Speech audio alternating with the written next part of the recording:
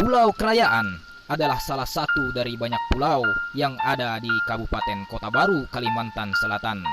Pulau ini menyimpan daya tarik tersendiri dengan keindahan dan kesejukan alamnya, sehingga banyak orang-orang yang datang berkunjung untuk berwisata ke pulau ini. Namun selain keindahan alamnya, ada hal yang menarik perhatian saya untuk berkunjung ke pulau ini.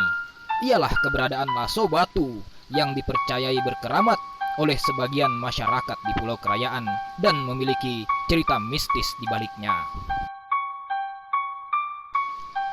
Banyak kabar yang pernah saya dengar sebelumnya mengenai hal-hal aneh yang pernah terjadi di Laso Batu ini.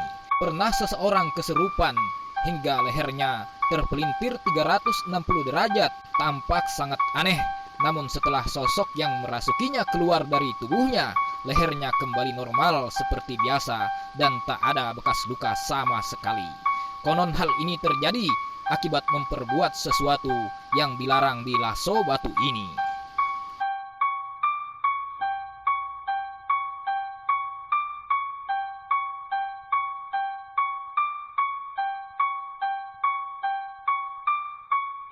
Lalu bagaimana sebenarnya cerita mistis di balik keberadaan Laso Batu ini? Untuk kejelasannya, saya mendapati seorang narasumber di Pulau Kerajaan, Paman Alwir. Dari beliaulah saya mendapat informasi lengkap terkait cerita mistis Laso Batu. Laso Batu itu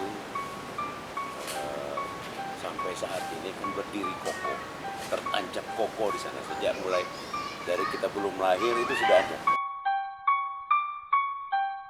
Apakah benar bahwa sebagian orang pernah melihat sosok mistis di sekitar Laso Batu? Dan ada makhluk-makhluk gaib di sana dan pernah memunculkan diri. Itu sebagian orang masyarakat atau sebagian kecil pernah melihat penampakan-penampakan. Seperti kata orang itu lamber susu. Namanya lamber susu. Menurut cerita orang-orang, sosok gaib yang sering terlihat adalah sosok perempuan dengan kondisi fisik yang aneh. Namanya lamber susu. Kalau dalam bahasa Bandar, lamber itu lober. Lober itu besar ya, besar dan panjang.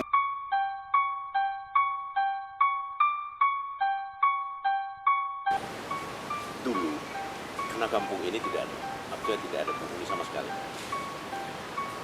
Karena tidak ada penghuni sama sekali, maka yang berpotensi untuk mendiami tempat ini adalah makhluk gaib. Ya, karena tempat-tempat yang tidak dihuni oleh manusia itu penduduknya atau yang dihuni oleh makhluk gaib. Satu orang terdamparlah ke sini. Seorang manusia, anak manusia terdampar ke sini. Anak-anak tadi ini hilang, yang usia 5 tahun ini hilang.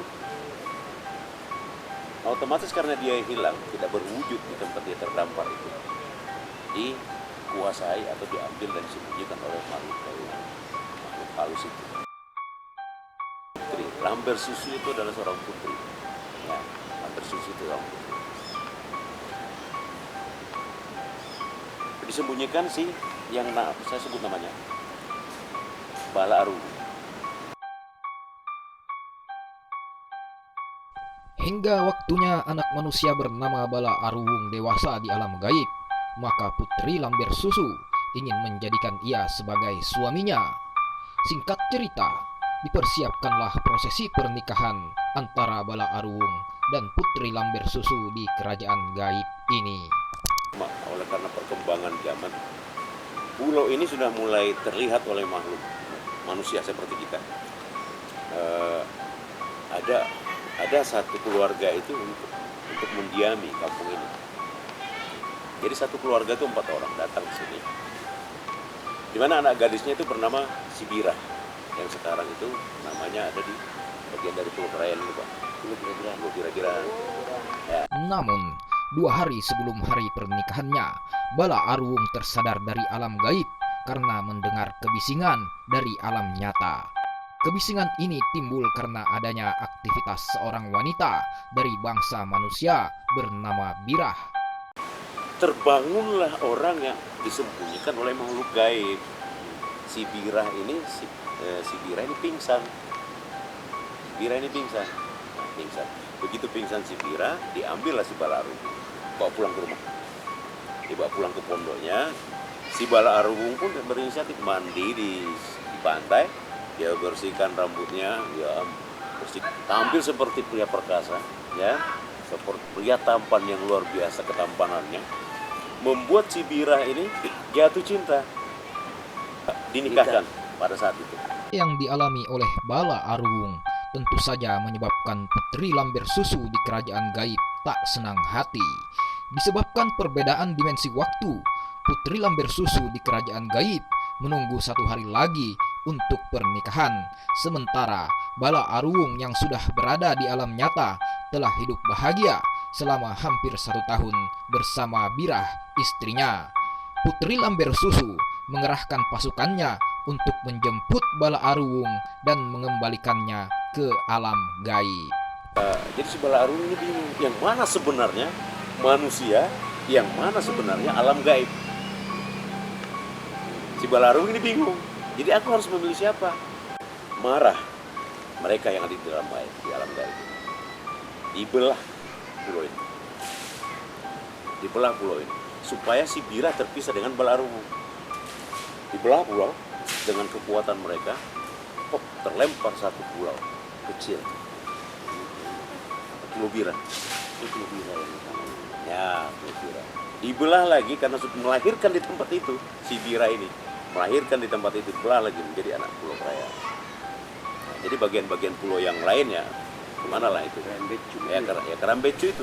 Setelah terpisah dari Birah akibat perbuatan Putri Lamber Susu, Bala Arwung merasa sangat sedih dan kemudian ia bersimpuh di pinggir pulau sembari menyatakan sumpah bahwa ia tidak akan jatuh pada pelukan wanita lain untuk selamanya. Istriku Birah, aku tidak akan mengkhianati kesucian cinta kita. Aku berjanji padamu, aku lepaskan syahwatku di sini. Dia cabut syahwatnya, dia tancapkan di pulau ini. Itulah yang menjadi lasso batu.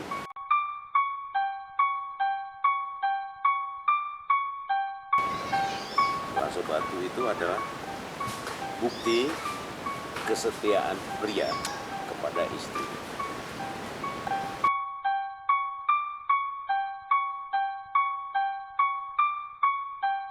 Cerita tentang lasso batu ini belum berakhir. Pada bagian berikutnya, saya mendapatkan penjelasan dari seorang tokoh masyarakat dengan sudut pandang yang berbeda.